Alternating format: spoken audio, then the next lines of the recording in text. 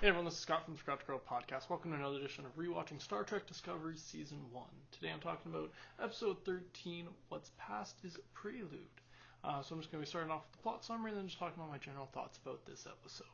So let's just get started with that plot summary, which says Lorca frees his old crew who have been tortured since his disappearance, and with the help of Mir Stamets they are able to kill those loyal to Georgiou and usurp her throne. She goes into hiding while Burnham also evades capture and contacts the Discovery. They agree to a plan in which Burnham lowers the containment shield around a large energy source originating from the mycelial network. The Discovery will then arrive and destroy the energy source, causing an explosion which they can ride into the mycelial network, through which Stamets could navigate them home. Georgiou agrees to help Burnham, and they attack Lorca's group. Rejected and defeated by Burnham, Lorca is killed by Georgiou, who offers to sacrifice herself to allow Burnham's escape. The latter instead takes Georgiou with her as they are beamed to the Discovery, and the Sharon is destroyed. Back in their own universe, the Discovery crew learns that they have arrived 9 months after they left, and in the meantime the Klingons have nearly won the war. So that's the plot summary for this episode. I really enjoyed this episode. It had kind of a season finale almost feel. Like, I feel like you definitely could have ended it right here, and you started off the second season with them entering back in their own universe with the war almost, 9 months later. That feels like a thing you would do with, in between seasons, as opposed to the third to last episode of a season. But I still enjoyed this one. Otherwise, we had quite a bit of action with, first Lorca, taking over the ship, taking over the Emperor's ship, and then, the Emperor trying to defend herself. There was a really cool, really cool, not very Star Trek, but very cool sci-fi, battle that they had going on in the one hallway where they're all shooting their different lasers at each other, their phasers, and yeah, I really enjoyed that scene. It did not feel like anything I'd ever seen in a Star Trek. Maybe one of the Star Trek movies a little bit more, a little closer to that, but it still felt very not out of place, but not like your typical this is not next gen. So it was just a fun scene that I liked, and I just thought it just kind of made me think this doesn't feel Star Trek. You guys have the bad guys had things that vaporized people, for God's sakes. Well, I guess that's a little Star Trek. But anyways, that's neither here nor there. Some of the things I liked about this episode, we see, like I said, I mentioned that battle between Lorca's followers and the Emperors. We also see that the Discovery has to use their spores. They think at first they have to use their spores to destroy the energy source that's powering the Emperor's ship, but they figure out another plan, and that was all brought on by this great speech by Saruk, which I just really enjoyed. I thought it was the crew. I was inspired. I wanted to help. I wanted to help save the crew. I didn't want to give up.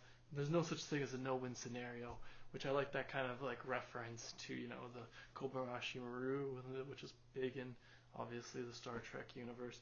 So I really loved that speech. I thought it was great, and it wasn't too long-winded. It was pretty concise and short speech. It didn't go on for 5 or so. It didn't go on for too long, so I thought it was really great, and it was very suiting for him because he's always been more quieter, kind of, especially since he's taken over as the temporary captain. He's not quieter, but he's not the speech-giving type normally, but this speech was needed in the exact moment, and it was just perfect, and it inspired them to figure out another way to both destroy the energy source and get themselves home at the same time. I just really enjoyed the way they did that. And that scene, the scene at the end of them freaking destroying that ship, flying through the core of it, and then riding the shockwave back through the mycelial network.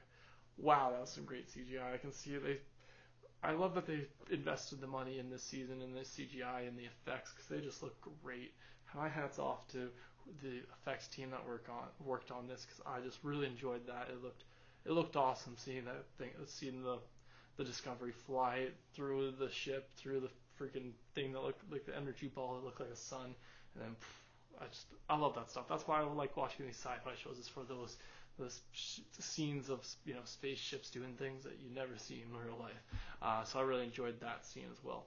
What else do I have written down? Oh, Burnham and Georgiou clear out the throne room after when they're going in. At first they pretend that they're surrendering themselves, but then flip, the Discovery shoots one really great placed photon torpedo right on top of the throne room, knocks out like half of the guys, and then Burnham and the Emperor just take out the rest of them. And I just really enjoy that because it's a lot hand to hand, which is a little definitely not something you get too much in Star Trek. You have gotten some in some of the shows, but it's usually keeps it to the phase. But I thought this was really great. I like that they're all just pretty much got some kind of martial arts training, like or combat training, I should say.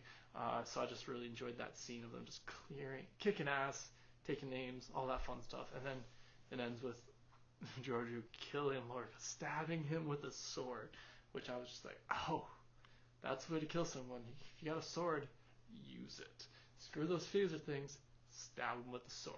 Way to go, Georgiou. And then kicks him into the into the sun, or the energy thing. It was a great scene. I just really enjoyed it. And then we end off this episode with, like I said, this kind of cliffhanger feeling thing, even though it's not a cliffhanger because I had 2 more episodes in the season to figure it out. But to me, I felt like it could have ended on this point, and I still would have been happy because it would have been like, ooh, what's going to happen in the second season? But now I just have to get to the next 2 episodes to figure it out because I can't exactly remember. But yeah, that's all I had for this episode. Be sure to let me know in the comments below what you liked or didn't like about this episode in particular, or anything about this season you like or didn't like. And thanks again for joining me today, and have a good one.